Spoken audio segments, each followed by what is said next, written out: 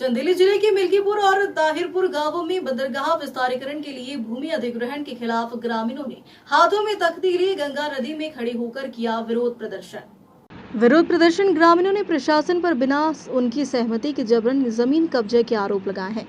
गंगा नदी में खड़े होकर ग्रामीणों ने किया विरोध प्रदर्शन। बंदरगाह फ्लैट विलेज के लिए छीनी जा रही किसानों की जमीन।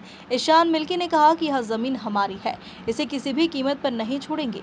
जबरदस्ती करना है तो पहले हमें कुछ लो, फिर से जमीन लेना।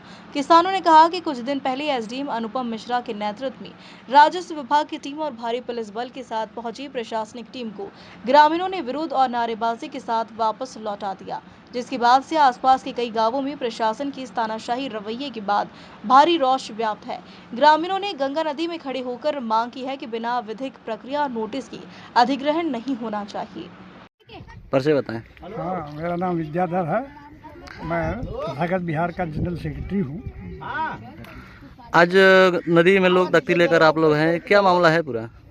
लोगों में भय व्याप्त है कि सरकार जो है इस गांव को मिल्कीपुर, रसूलागंज और ताहिरपुर को उजाड़ना चाहती है। उजाड़ेंगे तो ये बच्चे जो इनके आधे गांव के बच्चे, जो मैं सुबह से बैठा था, 10 नाव से मछली मार करके बेच करके जीवन यापन चल रहा है, ये कहाँ जाएंगे लोग? और सरकार बंदरगाह जो बनाई है रामनगर, बंदरगाह तो फेल हो रहा है। उसके बाद इस ज़मीन को जो गंगा और हाईवे के बीच का है, ये उद्योगपतियों के मुफीद है। यहाँ होटल बनाएंगे 5 सितारा और रेस्टोरेंट बनाएंगे, आवास गृह बनाएंगे, और हम भीख मांगने के लिए विवश होंगे। इसलिए यहाँ के लोग अब ये तय कर चुके हैं कि या तो ज़मीन हमारी तभी जाएगी जब हम कब्र में चले जाएंगे, नहीं तो अपने बच्चों के हाथ में कटोरा नहीं। सरकार द्वारा बताया जा रहा है कि बंदरगाह बनेगा तो विकास होगा। नहीं, विकास के नाम पर ढिढोरा है। बंदरगाह तो चलेगा ही नहीं। बंदरगाह खोखला है क्योंकि गंगा में पानी नहीं है। आज तो छोटी नावें का तल टकरा रहा है तो बड़ी नावें कहाँ आ जाएंगी, आप जानते हैं। ठीक है, परिचय बताएं। ईशान मिल्की, सोशलिस्ट। आज आप लोग नदी में तख्ती लेकर हैं, क्या मामला है पूरा?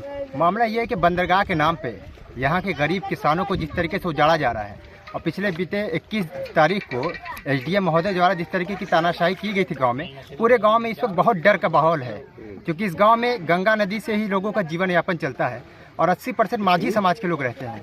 और अब जब ये बंदरगाह के नाम पे यहाँ उजाड़ने की कोशिश कर रहे हैं, तो कहीं न कहीं पूरे माझी समाज के लोगों के बीच में ये बात बहुत ज़्यादा घर कर गई है, डर कि हम लोग आखिर जाएंगे कहाँ। यही गंगा जो हमारा पूरा जीवन यापन चलाने का काम करती है, मछली मार के हम अपना पेट पालते हैं, अपने बच्चों का गुजारा करते हैं, लेकिन जब ये बंदरगाह के नाम पे हमें उजाड़ देंगे तो हम अपने बच्चों का पेट कैसे पाल पाएंगे? ये संघर्ष आगे भी चलता रहेगा? ये संघर्ष लगातार जारी रहेगा जब तक कि ये फ्लैट विलेज वापस नहीं ले लेते, क्योंकि जब हमारी जान पे चली आई है तो हम तो ऐसे भी मर जाएंगे। जब यहाँ से जाएंगे तो हमारी जान ले ले सरकार, उसके बाद हम लोग अपनी ज़मीन देने को तैयार होंगे। इसमें मुआवजा का क्या मामला है? मुआवजा की कोई बात ही नहीं, हमें अपनी ज़मीन देनी ही नहीं है। मुआवजा जो भी सरकार दे, हमें इससे कोई मतलब नहीं है, लेकिन हम अपने गाँव की ज़मीन देने को बिल्कुल तैयार नहीं है। ये आंदोलन बड़े रूप में भी लेगा? बिल्कुल लेगा। इसमें 3 से 4 गांव के लोग सम्मिलित होने वाले हैं। हम लोग जगह जगह नुक्कड़ सभाएं कर रहे हैं और सारे लोग तैयार हैं, और एक दिन ये भव्य रूप में इसका हम लोग कार्यक्रम करने वाले हैं, और आप उसमें सादर आमंत्रित भी होंगे।